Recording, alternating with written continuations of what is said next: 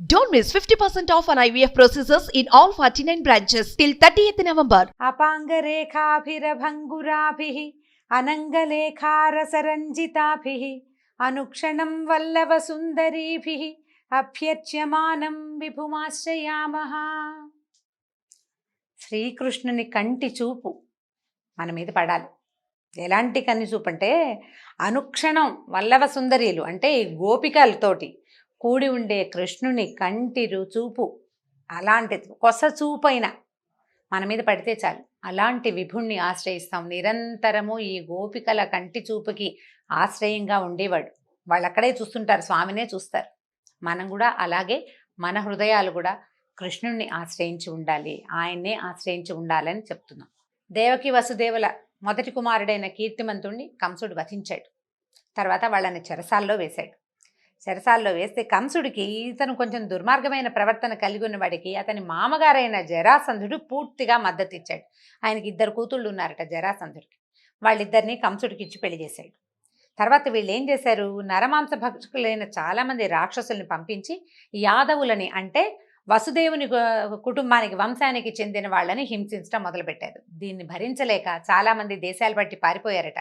కురు, పాంచాల, కేకయ, శాల్వ, తర్వాత విదేహ, విదర్భ, విదేహ, కోసల దేశాలలో ఆశ్రయం పొందారు.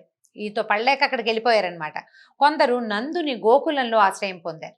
వసుదేవుని భార్య అయిన రోహిణి కూడా అదే గోకులంలో తలదాచుకుంది. కొందరు యాదవులకు పారిపోయే అవకాశం లేకపోయింది, వాళ్ళు వెళ్ళలేకపోయారు ఎక్కడికి. వాళ్ళు మాత్రం ఈ కంసుడిని ఆశ్రయించి అతని దగ్గరే సేవ చేస్తూ ఉండిపోయారు. ఈ కీర్తిమంతుడి తర్వాత వరుసగా దేవికి 5 కుమారులు కలిగారు. వారందరినీ పుట్టగానే పురిటి కందులనే కంసుడు నిర్దాక్షిణ్యంగా పొట్టను పెట్టుకున్నాడు. అయితే 7వసారి గర్భం ధరించింది ఈసారి. ఈ 7వసారి గర్భంలో విష్ణువంశ అయినటువంటి ఆదిశేషుడు ఆమె గర్భంలో మానవ శిశువుగా రూపొంది ఉన్నాడు. అయితే వెంటనే శ్రీహరి ఏం చేశాడట, యోగమాయని పిలిచి, దేవి నువ్వు భూలోకానికి వెళ్ళు, ఈ దేవకీదేవి గర్భంలో ఉన్న శేషుడనే నా అంశ ఉంది, ఆ గర్భాన్ని ఆకర్షించి నందగోకులంలో ఉన్నటువంటి రోహిణీదేవి గర్భంలో ప్రవేశపెట్టు. తర్వాత నేను దేవకీదేవికి 8వ పుత్రుడుగా జన్మిస్తాను. ఇక్కడ దేవకీదేవి గర్భం ధరించే సమయానికి అక్కడ నందగోకులంలో నందుని భార్య అయిన యశోదాదేవి కూడా గర్భవతి కావాలి. నేను దేవకి గర్భంలో పుత్రుడుగా జన్మిస్తాను, నువ్వు యశోద గర్భంలో పుత్రికగా జన్మించు. భూలోకానికి వెళ్ళి అక్కడ గర్భస్థ శిశువుగా ఉండి మరల తిరిగి వచ్చిన కాలం అంతకాలం నువ్వు అక్కడ ఉన్నందుకుగాను నిన్ను మానవులు దుర్గా, భద్రకాళి, విజయ, వైష్ణవి, కుముద, చండిక, కృష్ణ, కన్యక, మాయా, నారాయణి, శారద, అంబిక అనే పేర్లతోటి పిలుస్తారు. ఇన్ని పేర్లతోటి నువ్వు అక్కడ కొలవబడతావమ్మా. నీకు ఆలయాలు నిర్మిస్తారు, అవన్నీ పుణ్యక్షేత్రాలు అవుతాయి. నువ్వు భూలోకంలో కోరిన కోరికలు తీర్చే కల్పవృక్షంగా ఉంటావు. మానవులు నిన్ను నిత్యము ధూపదీప నైవేద్యాలతో సేవిస్తారు అని చెప్పాడు. చెప్పేసరికల్లా యోగమాయాదేవి భూలోకానికి బయలుదేరింది. ఈ దేవకీదేవి గర్భంలో ఉన్న శిశువుని ఆకర్షించి రోహిణీదేవి గర్భంలో నిక్షేపించింది. మధురలో అందరూ దేవకీదేవికి 7వ గర్భస్రావం అయిపోయింది, శిశు జననం జరగలేదని అనుకున్నారు. 1 సంవత్సరం గడిచింది. రోహిణీదేవికి కుమారుడు కలగానే ఇక్కడ మధురలో దేవకీదేవి 8వసారి గర్భం దాల్చింది. శ్రీమన్నారాయణుడి అంశ గర్భంలో ఉండటం వల్ల ఆమె నుంచి ఆశ్చర్యకరమైన తేజస్సు వెలువడిందట. ఆ తేజస్సు వలన చీకటిగా ఉండే చెరసాలంతా వెలుగుతో నిండిపోయింది. కాపలా వాళ్ళు ఆ విషయం కంసుడికి చెప్తే, ఈమె నుంచి వస్తున్న తేజస్సుతో కారాగారం అంతా దేదీప్యమానంగా ఉంది, ఇంతకుముందు 7 గర్భాల్లోనూ ఈ వింత చూడల. ఈ 8వ గర్భంలో ధరించగానే ఈమెలో వచ్చిన మార్పు, ఈ తేజస్సు చూస్తుంటే తప్పకుండా నన్ను వధించేందుకు విష్ణువే ఈమె గర్భంలో దాగి ఉన్నాడని అనిపించింది. ఏం చేయాలో పాల్పోలేదు. పోనీ ముందే దేవకీదేవిని వధించేస్తే, పిల్లాడు పుట్టకముందే ఆమె చెల్లెల్ని చంపేస్తే సరిపోదు, అలా కూడా అనుకున్నాడు కానీ అతని ఆలోచన మారిపోయింది. విష్ణుమాయ వల్ల మారిందంతే. ఏమనుకున్నాడు, గొప్ప గొప్ప లక్ష్యాలు సాధించాలంటే తొందరపడకూడదు, తొందరపాటుతో పనులు చేయకూడదు. నేను చాలా పరాక్రమశాలిని. ఇప్పుడు ఇంత గొప్ప కీర్తివంతుడైన వ్యక్తి స్త్రీ హత్యకు పూనుకుంటే 4 అసహించుకుంటారు. స్త్రీ, అందు నా సోదరి, ఆపై గర్భవతి, ఆమెను హత్య చేస్తే నా కీర్తి పోతుంది, సంపదను క్షీణిస్తుంది, ఆయుర్దాయం నశిస్తుంది. వధించను, కానీ సంతానాన్ని వదిలిపెట్టకూడదు అనుకున్నాడు. సరే, ఆమెను చూడ్డానికి వచ్చిన వాడు కూడా మళ్ళీ వెనక్కి వెళ్ళాడు. కానీ అతనికి ఆ తేజోవంతమైన ఆమె ముఖము, ఆ మహాద్భుత సౌందర్యము వదిలిపెట్టలేదట ఆయన దృష్టిని. ఎంతసేపు హరి తలుచుకుంటూ తలుచుకుంటూ తలుచుకుంటూ విష్ణువునే తలుచుకుంటూ ఉండేవాడు. ఆయుధాలతో చేసిన గాయాల కంటే కూడా ఈ గాయం ఈ మనసు లోపల నన్ను చంపబోయేవాడు ఈ వెలుగులో ఉన్నాడు అన్న భావన అతన్ని చాలా బాధించిందట. తింటున్నా, కూర్చున్నా, పడుకున్నా, నిద్రపోతున్నా, ఏం చేస్తున్నా సరే అతన్ని ఈ విష్ణు చింతన వదిలిపెట్టలేదు. ఇక భగవంతుడే, ఇక రెండో ఆలోచన లేదనమాట. ఏం చేస్తున్నా శ్రీహరి ఆలోచనే ఉండేది. ఈవిడ దేవకి ప్రసవ సమయం దగ్గర పడింది. బ్రహ్మరుద్రాది దేవతలందరూ కారాగారానికి వచ్చారు ఆమెను చూడ్డానికి. గర్భస్థ శిశువుగా భగవంతుడు ఉన్న ఆ గర్భము ధరించిన మాతృమూర్తిని చూడ్డానికి వచ్చారు. అందరూ చూసి ఆమెకు ధైర్యం చెప్పారు. నీ పిల్లవాడిని ఏమీ చేయలేడా మా కంసుడు, నీ పిల్లవాడు ఈ పుట్టబోయే నీ కొడుకు యాదవులని రక్షిస్తాడని చెప్పి ధైర్యం చెప్పారు. తర్వాత ఆ మంగళమైన ముహూర్తం ఆ రోజు ఎదురుపడింది. ఏ రోజు వచ్చింది చూడండి, శ్రీకృష్ణ జననం. సర్వాత్మకుడు, సర్వశేషి, సర్వవ్యాపకుడు అయినటువంటి శ్రీమన్నారాయణుడు తన అంశతోటి దేవకీదేవి పుత్రుడిగా మానవుడై అవతరించబోతున్న మంగళకరమైన ముహూర్తం. భక్తులు తమ చర్మచక్షువులతో తనని చూడలేరని, అంటే మనం ఎవ్వరం నేకడేది మాంసనేత్రంతో భగవంతుడిని చూడలేం. మనకి కనిపించటానికే, మానవులని ఉద్ధరించటానికే, భూభారం తగ్గించటానికి భగవంతుడు గర్భస్థ శిశువుగా, ఏ జన్మంటూ లేనివాడు, జన్మే లేని మహానుభావుడు జన్మించటానికి ఉద్యుక్తుడయ్యి ఆమె గర్భంలో ప్రవేశించాడు. ఆమె బయటికి రాబోయే సుముహూర్తం దగ్గర పడిందట. వర్ష ఋతువులోని శ్రావణ మాసం, కృష్ణపక్షంలోని అష్టమి తిథి, అర్ధరాత్రి సమయం. నక్షత్రాలు, గ్రహాలు అన్నీ అత్యంత శుభప్రదమైన స్థానాల్లో ఉన్నాయి. చంద్రుడు రోహిణి నక్షత్రస్థుడై ఉన్నాడు. దిక్కులు ప్రశాంతంగా ఉన్నాయి. ఆకాశంలో మబ్బులు లేవు. గుంపులు గుంపులుగా ఉన్న నక్షత్రాలు విశేషంగా ప్రకాశిస్తున్నాయి. ఎంత విశేషంగా ఉందో చూడండి. నదుల్లో నీరు ప్రశాంతంగా ఉందట. గాలి సుగంధాన్ని మోసుకొచ్చి ఎంత హాయో చల్లని గాలి వీస్తోంది. విప్రుల అగ్నిగృహాలలో త్రేతాగ్నులు నిలకడగా జ్వలిస్తున్నాయి. భగవంతుడు రాబోతున్నాడన్న ఆనందంతో అగ్నులు కూడా నిలకడగా జ్వలిస్తున్నాయట. అరణ్యాల్లోనూ ఉపవనాల్లో వృక్షాలకి, లతలకి అర్ధరాత్రి సమయంలోనే పువ్వులు పూసేసినాయట, గుత్తులు గుత్తులుగా. ఆ పువ్వుల వాసనకి తుమ్మెదలు వచ్చి చేరిపోయినాయట వాటి మీద. ఈ మధుర, సూరసేన దేశాల్లోని పట్టణాల్లో, నగరాల్లో, గ్రామాల్లో, గొల్లపల్లెల్లో కూడా అంతకుముందు ఎన్నడూ కనపడని ఎన్నో శుభశకునాలు కనిపించినాయట. గంధర్వులు, కిన్నరులు ఆకాశంలో నిలిచి ఆనందంగా గానం చేస్తున్నారు. మునులు, దేవతలు ఆకాశం నుంచి పుష్పవృష్టి కురిపిస్తున్నారు. బ్రహ్మ అధిష్టాన దేవతగా కలిగిన రోహిణీ నక్షత్రంలో జన్మమే లేని శ్రీమన్నారాయణుడు దేవతా స్వరూపిణి అయిన దేవకీదేవి యందు భువనమోహనుడైన మానవ శిశువుగా జన్మించాడు. అయితే ఈ శ్రీకృష్ణ పరమాత్మ జన్మించిన తిథి భాగవతంలో చెప్పబడలేదండి. ఇదంతా విష్ణు పురాణంలో ఉంది, ఏ సమయంలో జన్మించాడు ఏమిటి అనేది. అయితే వర్ష ఋతువులో శ్రావణ మాసంలో నేను పుడతానని చెప్పాడని ఉన్నది. ఆ తర్వాత ఈ పుట్టగానే శిశువు వెంటనే పద్మపత్రాల వంటి నేత్రాలు, 4 భుజాలు, శంఖము, చక్ర, గద వంటి మహా ఆయుధాలని ధరించి వక్షస్థలం మీద శ్రీవత్సం అనే రేఖతోటి, అంటే ఒక పుట్టుమచ్చ ఉంటుంది విష్ణుమూర్తి, దాన్ని శ్రీవత్సము అంటారు. రేఖలాగా ఉంటుందట, చిన్న చిన్న గీతలుగా ఉంటుంది. మెడలో కౌస్తుభమణి, పచ్చని పట్టుబట్టతోటి, దట్టమైన మేఘం వంటి మైఛాయతోటి, శరీరపు ఛాయతోటి ఈయన ఏం చేశాడు, అమూల్యమైనటువంటి మణులు పొదిగిన స్వర్ణ కిరీట కుండలాలతోటి, వాటి కాంతితో మెరిసిపోతున్న దట్టమైన ముంగురులతోటి, అనేక దివ్యాభరణాలతోటి ఆ చెరసాలలో తన తాలూకు దివ్యమైన తేజస్సుని నింపుతూ లేచి నుంచున్నాడు. పసిబిడ్డ ఒక్కసారి చతుర్భుజుడైన విష్ణుమూర్తిగా సాలంకృతుడుగా వాళ్ళకి దర్శనమిచ్చాడు. వసుదేవుడు ఆశ్చర్యచకితుడైపోయాడు. శ్రీమన్నారాయణనే అట్లా చూస్తూ ఉండిపోయాడట. తన పిల్లవాడు పుట్టాడు అనే భావం లోపలే అది పూర్తిగా మనసులో నిండకముందే శ్రీహరి అనే భావం ఉదయించేసిందట. ఆయన చూసిన భాగ్యమో, పుత్రుడు కలిగిన ఉత్సాహమో తెలియక ఆయన మనసు ఆనంద తరంగితమైపోయింది. నీటిని ముట్టుకుని 10,000 గోవుల్ని వేదవేత్తలకి ధ్యానం చేస్తానని ప్రమాణం చేసుకున్నట్టు. ఈ శిశువు నాకు కలిగిన సందర్భంలో 10,000 సాలంకృతమైన గోదానం చేస్తానని ప్రతిజ్ఞ చేసుకున్నాడు మనసులోనే. ఈ లోకేశ్వరుడైనటువంటి శ్రీహరే స్వయంగా తనకి పుత్రుడిగా జన్మించాడు అని తెలియగానే ఇక భయం పోయింది. ఏమవుతుందోనన్న భయం లేదు, జీవితేచ్ఛ లేదు, జీవితం పట్ల భయం లేదు. చేతులు జోడించి నమస్కరించాడు. ఈ పుట్టగానే నారాయణమూర్తిగా తమ ఎదుట నిలబడ్డటువంటి ఆ శిశువును చూసి దేవకీదేవి కూడా చాలా స్తుతించింది. కానీ ఆ తల్లి ప్రాణం గిలగిల్లాడిపోయింది. బిడ్డ ఏమైపోతాడు, నా పిల్లాడు ఎలాగా అని తల్లి ప్రాణం కొట్టుకుపోయిందట.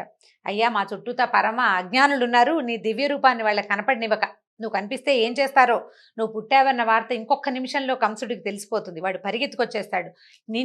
నీ తాలూకు ఈ పరమాద్భుత దివ్య రూపాన్ని చూసే అర్హత లేదు వాడికి, దుర్మార్గుడు. నీ దివ్య రూపాన్ని ఉపసంహరించు, వాడు నిన్నేం చేస్తాడో అని నాకు భయంగా ఉంది నాయన అని దుఃఖపడిందట. ఇప్పుడు ధైర్యం చెప్పాట. ఈ రూపంలో వాళ్ళకి ఎందుకు కనిపించాడో చెప్తున్నాడు. దేవకీ వసుదేవులారా, నేను ఇప్పుడే మీకు పుత్రుడిగా జన్మించానని భావిస్తున్నారు. కాదు, కొన్ని మన్వంతరాలుగా మీరు దంపతులుగానే ఉన్నారు. నేను మీకు ఇది మూడోసారి జన్మించానని చెప్పాడు. మొట్టమొదట వీళ్ళు స్వయంభువ మన్వంతరంలో, శ్వేతవరాహ కల్పంలో స్వయంభువ మన్వంతరంలో వీళ్ళిద్దరూ భార్యాభర్తలుగా ఉన్నారు. ఆమె పేరు పృశ్ని, అతను సుతపుడు, భార్యాభర్త. అయితే వీళ్ళని బ్రహ్మదేవుడు వాళ్ళని పుట్టించి సృష్టి చేయమన్నాడు. వీళ్ళకి ఏంటంటే కొంత వైరాగ్యం అవలంబించారు. సృష్టి మీద ఆసక్తి లేదు. శ్రీమన్నారాయణుడి కోసం తపస్సు చేస్తే నారాయణమూర్తి ప్రత్యక్షమైనప్పుడు ఆయనని చూసిన ఆనందంలో వాళ్ళు సంతానేచ్ఛ కలిగి మాకు పుత్రుడిగా నువ్వే జన్మించమని ఒకే కోరికని 3 సార్లు అడిగారట. మీరు 3 సార్లు అడిగితే 3 సార్లు ఆ వరాన్ని ఇవ్వడానికి నేను సన్నద్ధున్నయ్యాను. అప్పుడు పృశ్ని గర్భంలో ఏం చెప్తున్నారు? మొట్టమొదటిసారి పృశ్నికి జన్మించి పృశ్ని గర్భుడిగా పేరు పొందాను. రెండో జన్మలో మీరు అదితి కశ్యపులుగా ఉన్నప్పుడు నేను వామనుడిగా మీకు జన్మించాను. అప్పుడు ఇంద్రుడు నాకు అన్నగా ఉన్నాడు. ఇది మీ యొక్క 3వ జన్మ. ఈ రకంగా మీరు కోరిన కోరికని తీర్చానని, 3 సార్లు మీ కోరిక తీరిందని మీకు తెలియచేయటానికే నేను మీకు ఈ రూపంలో కనిపించానని చెప్పాడు. మీరు ఈ జన్మలో ఒక్కొక్కసారి నేనే పరబ్రహ్మాన్నని, అంటే పరదైవతాన్ని నేనేనని మీరు తెలుసుకుంటారు. అంతలోనే ఆ జ్ఞానం పోయి మీ కుమారుడిగా నన్ను భావిస్తారు అని చెప్పాడు. చెప్పిన తర్వాత ఏం చెప్పాడంటే, వసుదేవ, నన్ను తీసుకెళ్ళి నందగోకులానికి వెళ్ళు. నీకేమీ భయం లేదు. నువ్వు అక్కడ అదే సమయానికి యశోదాదేవి స్త్రీ శిశువుకి జన్మనిచ్చింది. ఈ పిల్లవాడిని అక్కడ అట్టపెట్టి అక్కడ ఉన్న చిన్న చంటి పిల్లని ఎత్తుకొచ్చేసేయమన్నాడు. నీకు ఏమీ భయం లేదు. కారాగృహంలో వెళ్ళడానికి నీకే అనుమానం లేదు. నా మాట మీద వెళ్ళిపో. ఆదిశేషువు బయట ఉన్నాడు, నీకు కావలిగా నీతో పాటు వస్తాడు అని చెప్పేసరికల్లా వెంటనే ఈ చతుర్భుజ నారాయణమూర్తిగా ఉన్నవాడు పసిబిడ్డ అయిపోయి కేవ్వమంటూ ఏడ్చాడట. ఇక నవజాత శిశువుని అప్పుడే పుట్టిన ఆ బిడ్డను తీసుకుని వసుదేవుడు ముద్దు పెట్టుకున్నాడు. పిల్లవాడిని ఎత్తుకుని గుమ్మం దాటానికి బయలుదేరాడు. అయితే వీళ్ళు ఏం చేశారు? కాపలా వాళ్ళు కారాగారం బయట పెద్ద పెద్ద గడియలు పెట్టి గొలుసులు తగిలించారు. ఈయన కాళ్ళకి గొలుసులు ఉన్నాయి, బయట గొలుసులు, వాటికి తాళాలు ఉన్నాయి. కాలికి సంఖ్యల ఊడిపోయింది. తలుపు దానంతట అదే తెరుచుకుంది. కావలి వారంతా నిద్రాగతులైపోయి ఉన్నారు. అంతా విష్ణుమాయ ఆవరించేసింది ప్రపంచం అంతా. బయటికి వచ్చాడు పిల్లవాడిని తీసుకుని. ఆ చేతిలోకి వచ్చిన శిశువుని నెత్తి మీద పెట్టుకున్నాడట. ఆయన తల మీద పెట్టుకుని బయటకు వచ్చేసరికల్లా 1000 తలల ఆదిశేషువు వాకిట్లో నిలబడి ఉన్నాడు. తన 1000 తలలని విశాలంగా విప్పార్చి వీళ్ళ వెనకాలే బయలుదేరాడట. అంతలో ఒకసారి పెద్ద వర్షం మొదలైందట. మామూలు వాన కాదు.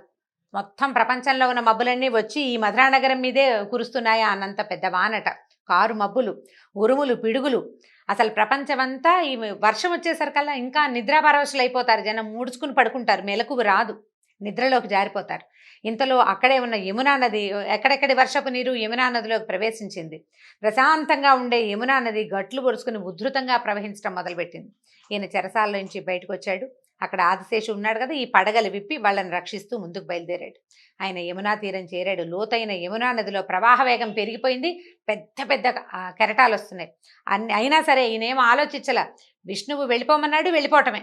అడుగులు వేసి యమునలోకి దిగంగానే యమున, అంత పెద్ద యమున, రాముల వారికి సముద్రం దారిచ్చినట్టుగా ఈ యమునా నది అంత తరంగాలతో ఉన్నది కూడా ఆయన నడవడానికి వీలుగా దారిచ్చేసిందట. వాన పడకుండా ఆదిశేషువు శిశువుని తండ్రిని రక్షిస్తూ పూర్తిగా ఈ నందగోకులానికి చేరేదాకా ఆదిశేషువు వెనకాలే ఉన్నాడు. ఈ యోగమాయా ప్రభావంతో గోకులంలో అందరూ గాఢమైన నిద్రలో ఉన్నారు. పురిటింట్లో కూడా ఎవ్వరూ ఏ సందడి లేదు. యశోదాదేవికి తను బిడ్డకి ప్రసవించానని తెలుసు, కానీ స్త్రీ శిశువో పురుష శిశువో ఆమె మర్చిపోయింది. ఆమెకు తెలియదు. ఈ ప్రసవం చేసిన స్త్రీలకి కూడా పుట్టినవాడు పిల్లవాడా పిల్ల అనే ధ్యాస లేదు. అందరూ ఎవరి ద్వారాన వాళ్ళు మత్తులో పడున్నారు.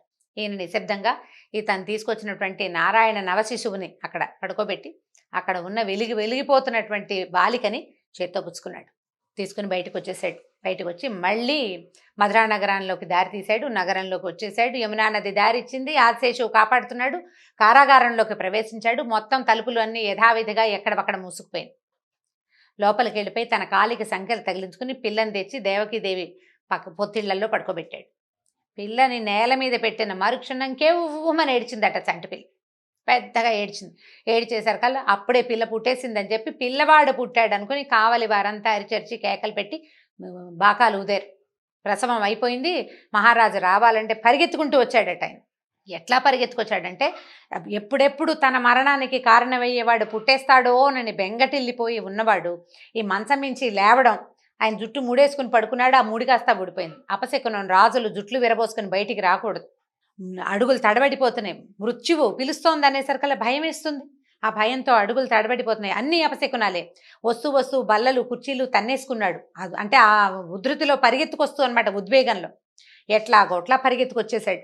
వచ్చిన తర్వాత తీరా చూస్తే ఏముంది, ఆడపిల్ల. అక్కడి నుంచి దేవకిదేవి అన్నా వద్దు, అష్టమ గర్భుడైన వాడు నీ మరణానికి కారణమవుతాడని చెప్పింది ఆకాశవాణి. ఇదేమో శిశువు, స్త్రీ శిశువు, ఆడపిల్ల, ఇది నిన్నేం చేస్తుంది? ఇంట్లో పుట్టిన మొట్టమొదటి పిల్ల. ఈ పిల్లని ఏం చెయ్యొద్దని పమిటలో దాచేసుకుందట. పిల్లని ఇవ్వలేదు ఆవిడ. ఇవ్వకపోతే ఆయన బలవంతంగా లాక్కున్నాడు. నువ్వు నా పెళ్ళైనప్పటి నుంచి పుట్టిన పిల్లల్ని చంపేశావు, నేను ఒక్కసారి కూడా ఏమనలేదు. ఆడపిల్ల, ఈ ఒక్క పిల్ల ఇదే ఆఖరిది, నాకు 8వ సంతానం అని జ్యోతిష్కుడు చెప్పారు అందరూ. ఈ ఆఖరి బిడ్డనైనా నాకు బతికించి ఇవ్వమని ఆవిడ ఎంత బతిమలాడినా ఆయన వినకుండా ఈ కాళ్ళు చేత్తో పుచ్చుకున్నాడు. 2 కాళ్ళు ఎత్తి విసిరాడు అక్కడున్న ఒక బండరాయి మీదకి. ఈ విసరంగానే ఈ శిశువు రాతికి తగలేదు, ఎగరటం ఆకాశంలోకి ఎగిరిపోయింది. శక్తి స్వరూపిణిగా నిలబడిందట. ఎలా ఉందంటే ఘనమైన కిరీటము, అమూల్యమైన ఆభరణాలు, 8 భుజాలతోటి, దుర్నిరీక్షమైన తేజస్సుతోటి ఉంది. ధనుర్బాణాలు, శూలము, శక్తి, ఖడ్గము, డాలు, శంఖచక్రాలు, గద ధరించి అక్కడి నుంచి ఈమె పైకి ఇట్లా పెద్ద రూపం కనపడేసరికల్లా సిద్ధులు, చారణులు ఆకాశంలో అటు ఇటు ఆకాశ గమనం చేసే వాళ్ళంతా ఆమెను చూసి ఓ అమ్మవారు ప్రత్యక్షం అయిపోయిందని గానం చేసేస్తున్నారట. ఆమె ఇట్లా అంతట, ఓరి మూర్ఖుడా, నేనెవరో తెలియక చంపబోయావు. నన్ను చంపితే నీకొచ్చే ప్రయోజనం ఏముంది? ఏ ప్రయోజనము లేదు. ఇంతకు ముందు జన్మలో నిన్ను చంపినవాడు ఈ జన్మలోనూ నిన్ను చంపగలిగేవాడు పుట్టే ఉన్నాడు నాతో పాటే. అతడే నిన్ను చంపుతాడు. ఇది తప్పదు.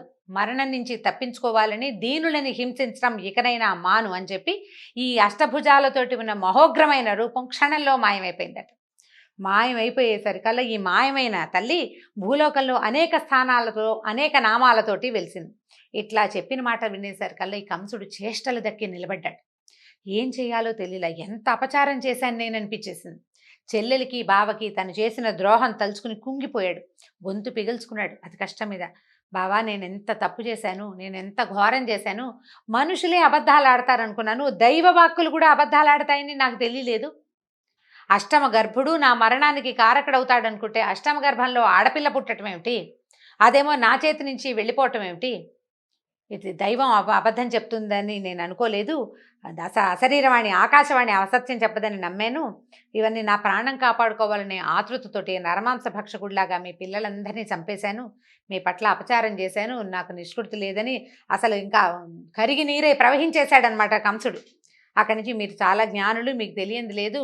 లోకంలో ఎవరు ఎవరిని చంపలేరు. ఎవరు జన్మించినా ఎవరు మరణించినా దానికి కాలమే కారణమని మీలాంటి వాళ్ళకి నేను చెప్పక్కర్లేదు.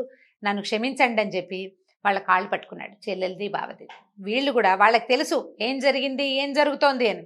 తెలిసినా కూడా ఏం చేశారు, వీడితో మూర్ఖుడితోటి సంభాషణ ప్రమాదకరం అంచేత ఏమన్నారు, ఇక ఇలా జరగాల్సి ఉంది, జరిగింది. అందరిలోనూ పరమాత్మనే చూసేవాడికి ఒకడు మిత్రుడు కాదు, ఇంకోటి శత్రువు కాదు నాయన. పరమేశ్వరుడే ఈ లీలంతా నడిపిస్తాడు, ఏం పర్వాలేదు. నువ్వు ఆపలేవు, మేము ఆపలేవు, ఇలా జరిగేదాన్ని మనమేం ఆపుతాం, పరమేశ్వరుని లీల అని చెప్పి నిశ్శబ్దంగా ఉండిపోయారు. కంసుడు వాళ్ళిద్దరిని చెరసాల నుంచి విముక్తులను చేసేసాడు. వాళ్ళ అనుమతి తీసుకుని ఈ రాజమందిరానికి వెళ్ళిపోయాడు.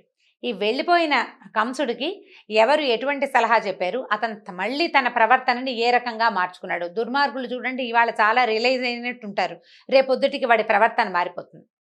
చంపేస్తానన్న చెల్లెల్ని వదిలిపెట్టాడు, నేను చంపనన్న పిల్లవాడిని చంపేశాడు.